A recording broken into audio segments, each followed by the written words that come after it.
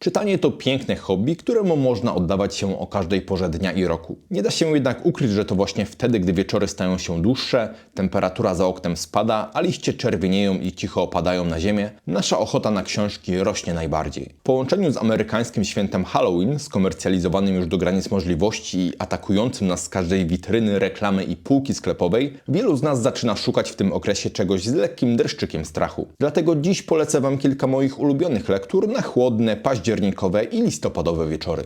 Zapraszam! Jeżeli śledzicie mój kanał od dłuższego czasu, to dobrze już wiecie, że mam słabość do klasyki XX wieku. Do tej kategorii bez wahania można zaliczyć Jakiś potwór tu nadchodzi, Raya Bradbury'ego. Już sam tytuł przykuwa uwagę i ucho. To bezpośrednie nawiązanie do Macbetha Szekspira. Then the charm is firm and good. Oh, by the breaking of my thumbs, something wicked is wake up. Ale nie tylko tytuł odsyła do jednego z najsłynniejszych dramatów w historii. Choć nazwanie tej powieści pastiszem byłoby przesadą, to stylem, rytmem i archaicznym szykiem Bradbury wyraźnie nawiązuje do złotych lat angielskiego teatru. I właśnie ten aspekt stanowi swoisty miecz obosieczny tej książki. Na polskich, jak i zagranicznych forach styl powieści wymieniany jest zarówno jako powód numer 1 zachwytów, ale też jako główny winowajca nieukończenia tej lektury. Ci jednak, którzy nie odbiją się od osobliwego języka, odkryją naprawdę niezwykłe dzieło. Historie łączące nastoletnie lęki, osobiste przeżycia i pasję Bradbury'ego, gęstą atmosferę dark fantasy oraz uniwersalne motywy, które dotkną każdego z nas. Samotność, przemijanie czy strach przed dorastaniem. To książka dla tych, którzy cenią piękny, niepodrabialny styl. Lecz jeśli na lekcjach języka polskiego wymęczyły Was renesansowe dramaty, być może warto 2 razy pomyśleć, zanim po nią sięgniecie. Czy da się napisać książkę z licznymi elementami Halloween, a jednocześnie nie stworzyć powieści grozy? Da się. Udowodniła to Agatha Christie w Wigilii Wszystkich Świętych, jednej z kilkudziesięciu powieści, w których główną rolę odgrywa belgijski detektyw Hercule Poirot. Choć nie jestem największym fanem kryminałów, to gdy od czasu do czasu nachodzi mnie ochota na detektywistyczną historię, te sielankowe opowieści z osobliwym wąsaczem w roli głównej stanowią dla mnie bezpieczną przystań. Tym razem akcja rozgrywa się w okresie święta Halloween. W małym angielskim miasteczku podczas imprezy pełnej nietoperzych dekoracji, dyni i starych zabaw dochodzi do zbrodni. Jedna z uczestniczek zabawy, kilkunastoletnia dziewczyna, zostaje znaleziona martwa, z głową zanurzoną w misce z jabłkami. Jak to w kryminalnej powieści bywa, rozwiązanie zagadki nie jest proste i nie ma nic wspólnego z nieudanym żartem nastolatków. To historia o ukrytym motywie i tajemnicy sięgającej wydarzeń sprzed kilkunastu miesięcy. Wigilia Wszystkich Świętych to doskonały wybór dla tych, którzy nie lubią się bać, ale chcieliby poczuć klimat Halloween z jego dawnymi zwyczajami oraz jesienną, wyspiarską pogodą.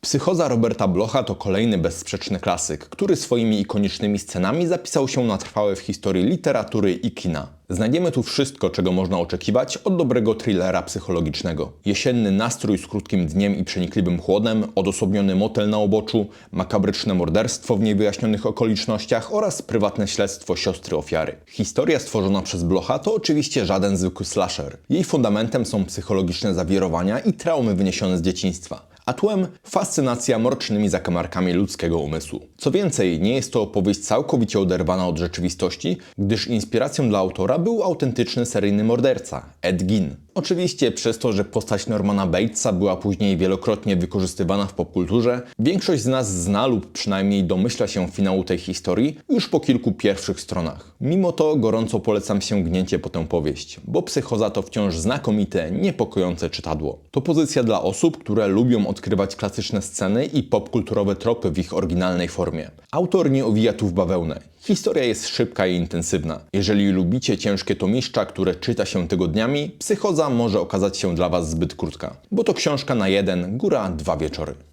Nie każda historia z dreszczykiem musi przenosić nas do amerykańskich miasteczek czy angielskich posiadłości. Gałęziste Artura Urbanowicza to przykład, że Polska również potrafi być scenerią pełną tajemnic i mroku. Akcja tej powieści rozgrywa się na Suwalszczyźnie, wśród dzikiej natury, gęstych lasów i miejsc owianych lokalnymi legendami. 2 młodych ludzi wyrusza tam na spokojną wycieczkę w otoczeniu przyrody, aby zażyć odskocznie od zgiełku miasta. Szybko jednak okazuje się, że okoliczny las kryje znacznie więcej niż mogliby się spodziewać. Urbanowicz wciąga czytelnika w świat przesycony atmosferą niepokoju i ludowych wierzeń, gdzie granica między rzeczywistością a halucynacją zaczyna się zacierać. Mimo wyraźnych elementów grozy, Gałęziste to nie tylko horror. To również powieść o duchowych lękach, poczuciu winy i pokucie. To książka dla tych, którzy lubią, gdy strach nie wynika tylko z potworów i ciemnych korytarzy, ale z przeświadczenia, że świat, jaki znamy, może mieć drugie, bardziej niepokojące dno. Idealna lektura, gdy jesteśmy z dala od cywilizacji, w miejscu, gdzie za oknem słychać tylko wiatr i pukające w okna gałęzie drzew.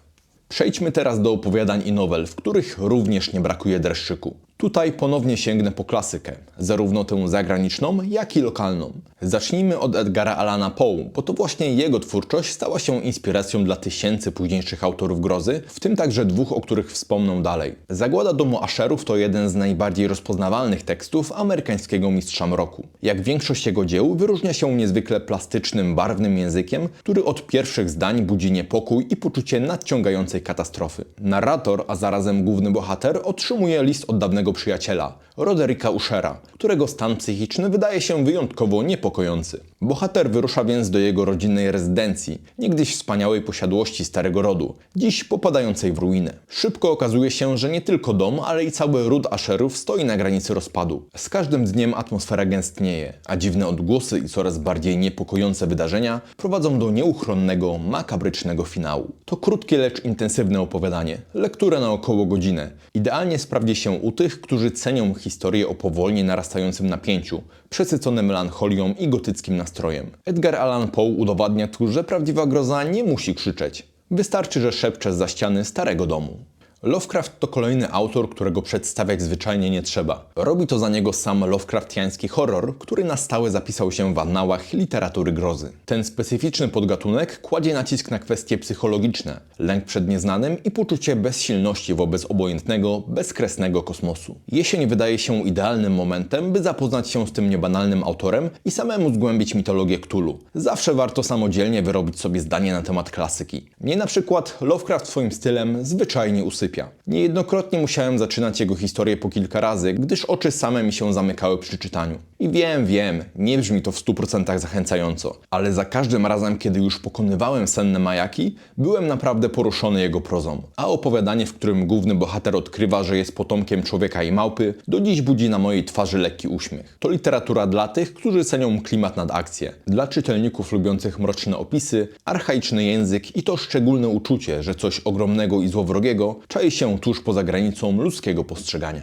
Polacy nie gęsi, swojego Edgara Allana Poe i Lovecrafta też mają. Takimi właśnie określeniami nazywano niekiedy Stefana Grabińskiego, czołowego przedstawiciela nurtu grozy w polskiej literaturze międzywojennej. Jego najbardziej znanym dziełem jest Demon Ruchu, cykl nowel grozy osnutych wokół motywu pociągu i stacji kolejowej. Z początku może wydawać się to śmieszne albo nawet niedorzeczne, jednak opuszczone tory, zapomniane stacje i potężne karambole potrafią zbudować wyjątkowo sugestywny nastrój. Dodając do tego brak cyfryzacji i technologicznych udogodnień wynikających z faktu, że autor tworzył przeszło 100 lat temu, otrzymujemy teksty o niepowtarzalnym, hipnotycznym wręcz uroku. Jeżeli nosicie w sobie choć iskierkę ciepłego uczucia do podróży pociągiem albo zawsze chcieliście zostać konduktorem bądź maszynistą, sięgnijcie po Demona Ruchu. To doświadczenie jedyne w swoim rodzaju i doskonały dowód na to, że groza potrafi czaić się nawet na bocznicy kolejowej. A może wolicie powieści graficzne? Bardzo proszę. Ciężko o coś bardziej klasycznego niż The Walking Dead Roberta Kirkmana, czyli historię o chodzących trupach. Aktualnie jest idealny moment, by sięgnąć po tę twórczość, gdyż nie licząc towarzyszącej Halloween mody na strach, wydające w Polsce zeszyty Taurus Media nie tylko uraczyło nas ostatnio dodrukami starszych numerów, ale zapowiedziało również kolejne tomy serii. Czy komukolwiek trzeba w ogóle przedstawiać tę historię? To postapokaliptyczna opowieść osadzona w świecie opanowanym przez zombie.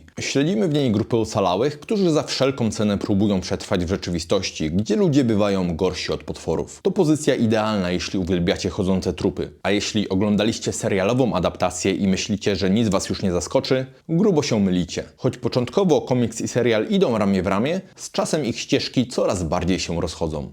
Prosto z piekła Alana Moore'a i Ediego Campbella to komiksowa interpretacja historii o najsłynniejszym seryjnym mordercy, Kubie Rozpruwaczu. Prezentowana opowieść świetnie oddaje klimat minionych czasów, bezradność lokalnych służb oraz bestialstwo i szaleństwo samego rozpruwacza. Jednocześnie nie jest to historia odarta z głębszych rozważań nad moralnością, śmiertelnością czy kondycją ludzkiego społeczeństwa. Czarno-białe ilustracje idealnie wpasowują się w mroczny, gęsty klimat, obok którego nie da się przejść obojętnie. Jeżeli fascynują Was historie o seryjnych mordercach i mit, jakim obrosła postać Kuby Rozpruwacza, wiecie już po co sięgnąć. Niestety jest pewien minus. Egzemplarzy trzeba szukać w bibliotekach lub na rynku wtórnym. Ostrzegam jednak, ceny na portalach aukcyjnych bywają czasem straszniejsze niż sama zawartość komiksu. Moja znajomość tej gałęzi fantastyki nie jest przesadnie rozległa. Mimo to w swojej czytelniczej karierze przeczytałem kilka naprawdę interesujących tytułów, które idealnie nadają się na chłodne, jesienne wieczory. A przeddzień Halloween to idealny moment, żeby się nimi z Wami podzielić. Jestem pewien, że też macie w zanadrzu swoje ulubione historie grozy, o których nie wspomniałem. Ale bez obaw, cała sekcja komentarzy jest do Waszej dyspozycji. A na dziś to już wszystko. Bardzo dziękuję za uwagę i do usłyszenia.